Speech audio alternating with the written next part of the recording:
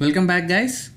Okay, so now if we run this test, we should see the count less. Okay, it should not be 26, it should be less than 26 because 26 is the count of entire page, and now we are asking for only footer count, so obviously count should be little less.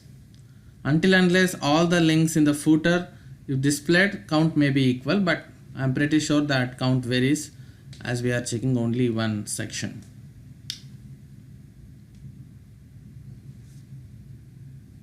Okay, so let me close this, and you see that 6 links are decreased. So that means 20 links are present in the footer section and 6 links are present outside of the footer section. Okay, so here is concept of limiting WebDriver scope.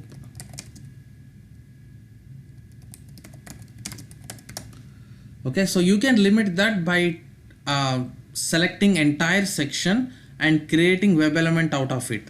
Okay, now I want this footer section, so I made sure that I took a specific web element which selects entire footer. So this is my ID.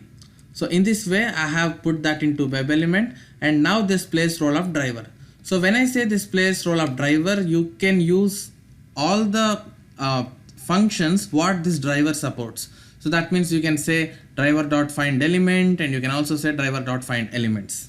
Okay, so this way we can easily get the count of the footers with single step again by using limited WebDriver scope. Okay, so if you don't use this, and now to get the links count of this footer section, then you have to do lots of coding to get that, but this step you can easily achieve it. Okay, so requirement number 2 is also done. We have used count of footer section. All right, and now step number 3 requirement is I want the links count of only first column. Okay, in the footer section there are totally 4 columns, right? I'm only interested in the first column links. So how do you do that? This is little interesting. Okay, let's try to select entire this section first. Okay, it seems that whole the first column is loaded in this UL tag.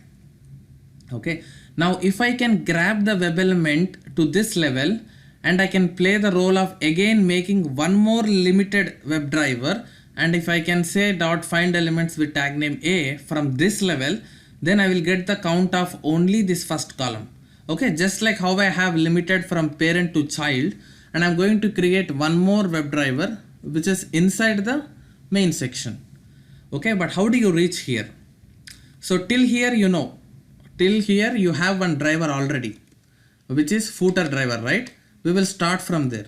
Footer driver dot, to reach this point we have used main driver.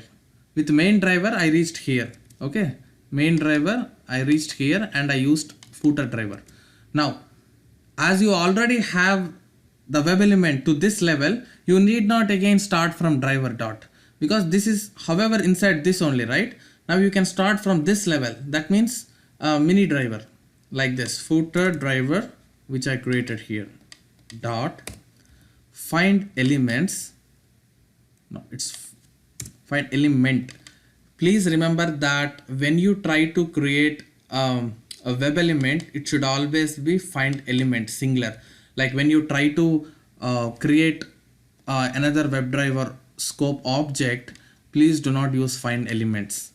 Okay, so when you use find elements, it will not act as an limiting scope of the WebDriver. Okay, you have to use find element only. Find element, we are here, right? Okay, with XPath I will carefully reach that point. Okay, from here with X, when I give / table, I'll reach here. So I'll say / table / and then body, and there's only one row it seems, right? T body, only one row which is first, so I can simply say TR. But if there are more than one row, you have to provide with index. Now entire column is in first TD. Okay, there are total 4 TDs. If you provide simply slash TD, it will confuse. Okay, here you have to say slash TD1. Okay, then it comes to this TD.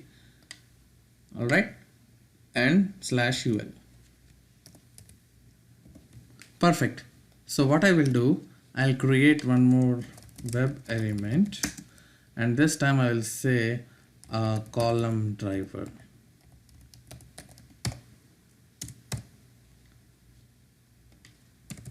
Okay, so now I have created a WebDriver scope which is limited to this particular block.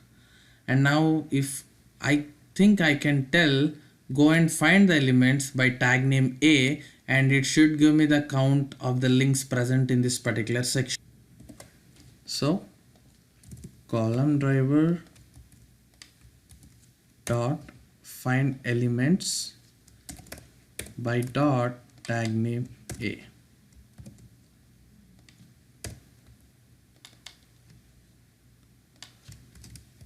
You can print that in your output.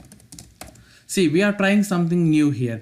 Okay, if I keep on teaching you the videos only about identify XPath, click on it, send keys, get text, you will never just think beyond the scope.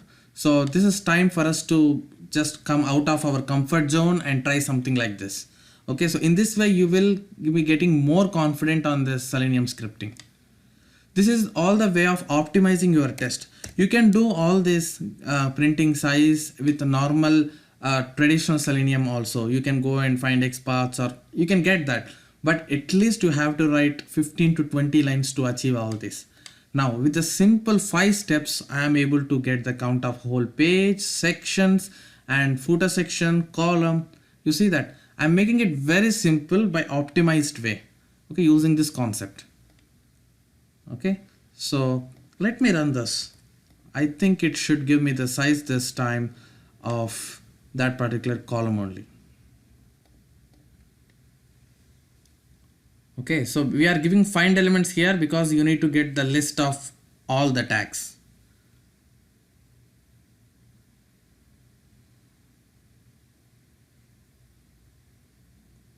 So let's keep on loading. Okay, yeah, nice. You see that there are total 5 links. Okay, let me go back to document. So it says link number 1, link number 2, 3, 4, and 5. Okay, there are total 5 links in this section. I simply got an output by again limiting that WebDriver to this. Good. My next requirement, click on each link in the column.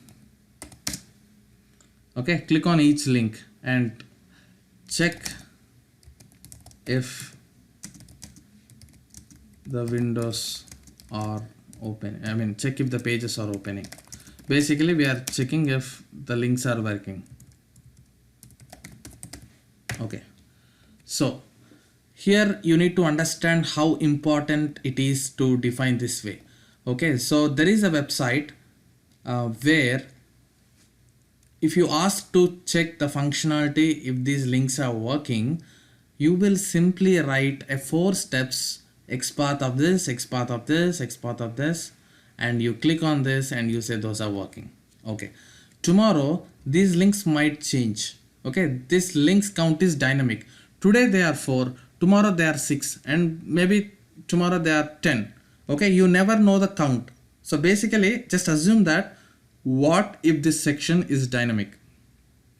Okay, when you go to e-commerce websites like Amazon and Flipkart like that, so if you get more products, more links will be added, right?